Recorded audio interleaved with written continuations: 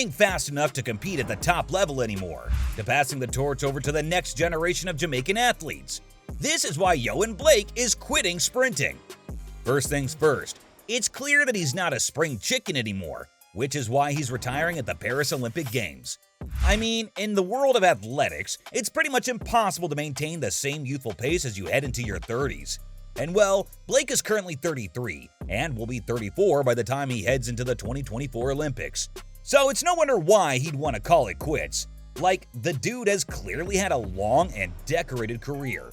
He's just not at the level he once was all those years ago. In fact, during the Tokyo Olympics, not only did the Jamaican speedster fail to advance to the final of the 100-meter sprint, but he also came 5th in the 4x100-meter relay with his team.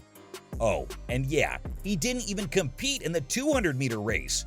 The point is that his career has been on the decline for a while now, and he just doesn't have it in him to lead the Jamaican contingent through another tournament after 2024. So, speaking with Inside the Games, he said that the Paris Olympics will be his last dance. With that being said, while the 2024 Games will be his last outing as a sprinter, he's not going there with the mindset of losing. The 33-year-old still thinks he's got what it takes to compete at the highest level.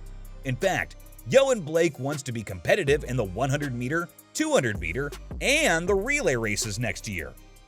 While that may seem like a lofty goal to some, especially when you consider some of his recent performances, let's not forget just how many times this man has managed to make a comeback in the past. As a matter of fact, while he didn't have an ideal 2022, he was still pretty decent the year before that, as he posted a sub-10 performance during the 100-meter event at American Track League, clocking a super impressive 9.95 second time. So it's not like he's not capable of competing at the top level anymore. It's just that, as I've already mentioned earlier, his body isn't cooperating with him anymore. This is also why we don't see him taking part in many tournaments these days. After all, he'd much rather let go of the smaller competitions and divert his focus to the big things, which are obviously the World Athletics Championship and the Olympics. Oh, and yeah, he talked about it in his interview as well, saying that the majority of his focus is on the 3 events he's going to compete in the Olympics next year.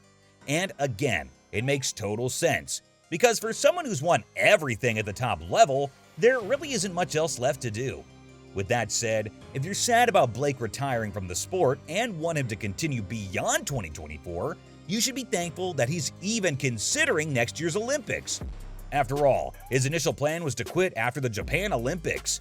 Yep, it's honestly spectacular that he's managed to stretch his career this far, especially with all the injuries and surgeries he's had over the years. I mean, sure, the appendix procedure he had after Tokyo Olympics 2020 wasn't exactly something that would have affected his sprinting, but it's still another setback in his career.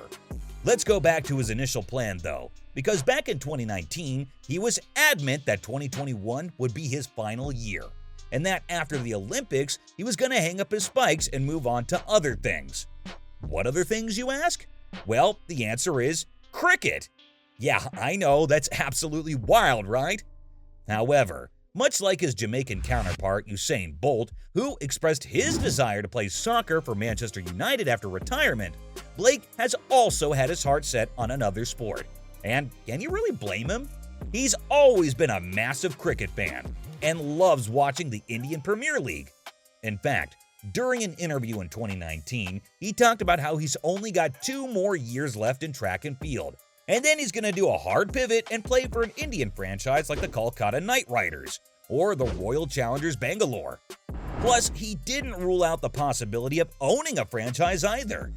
Oh, and the RCB team even tweeted at him, saying if he could bowl as fast as he can run, then they've already got a place reserved for him. How awesome is that? But while it remains to be seen if his skills do transfer over to another sport, at least he's still got his Olympic medals to keep him company if that cricket thing doesn't work out. Now, if you don't already know, Yohan Blake is one of the most successful sprinters in the history of the sport. And if it weren't for Usain Bolt and his supernatural powers, I'm sure Blake would have dominated track and field for well over a decade. I mean, for starters, he was the youngest sprinter in history to win the 100-meter gold at the 2011 World Athletic Championships. Back then, the Beast was only 21 years old, and yet he managed to carve his name in the history books in South Korea. and after that, he never really looked back, because only a year later, he won 1 Olympic gold for the 4x100 meter relay, and 2 silvers for 100 meter and 200 meter, just behind his fellow Jamaican Usain Bolt. Also, fun fact, his times of 9.75 seconds in 100 meter and 19.44 seconds in 200 meter are the fastest Olympic sprints in history to not win the gold medal. Like, you get what I was saying about him dominating without Bolt, right? This dude is easily the second fastest sprinter of all time. So you better put some respect on his name.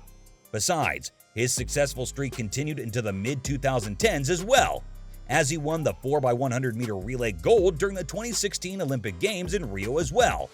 As for individual honors, the last one he got was a bronze medal at the 2018 Commonwealth Games on Gold Coast, where he finished behind South Africa's Akani Simbine and Henrico Braintees in the 100 meter sprint. With that said, his lack of pace recently isn't the only reason he's quitting, because for him, sprinting was a way to escape poverty. To be fair though, he's not the only guy who's come through the ranks with this goal in mind. He talked about how even though cricket was his first love, sprinting for him was a way to make money and get his family out of poverty. He said that in cricket, there are a lot of subjective things like knowing the team selector and all that. In track and field, however, your performance can be easily translated down to hard, undeniable numbers. So since he was already fast, he just went ahead with it and made some cash. And fair play to the guy, because he's definitely made more than enough to live a happy life now. But of course, there's another angle to this as well. After all, now that he's got the money, does he even have the same motivation to keep pushing anymore? Like, I get that he's an elite athlete and is probably better than that. However, there's also this reality that sometimes people just have other passions that they couldn't pursue earlier due to financial constraints. So honestly, it hasn't been that surprising to see Blake's dip in form after seeing success early on in his career. Besides, it's not like he regrets any of it. As a matter of fact, he's already made his peace with reality that he was just unlucky to compete in an era with prime Usain Bolt. And that for him means that there really aren't any lingering regrets hanging over him. It's quite the opposite actually, because now that he's achieved everything he wanted, Blake is ready to pass the torch to the next generation of Jamaican sprinters. Now, mind you, the Jamaican contingent hasn't been great since Bolt's retirement. In fact, literally no one from the men's team made it into the 100-meter Olympic final, which is absolutely insane, considering how much these guys have dominated over the last decade and a half. However, the truth now is that time's up for the golden generation. And now, Blake is hoping to see the next young superstar stepping up in his and Bolt's place. It's not as easy as he'd like because even though the women's side of things is still great, with athletes like Shericka Jackson, the men's side has been struggling. Why? Well, according to Blake, the youngsters in the country are either too focused on their iPads or there isn't any easy way for them to transition into the sport straight out of high school. What's more, he thinks that everyone managing the situation just wants to get money and turn a blind eye, because no one's really addressing the core issue for these up-and-coming youngsters.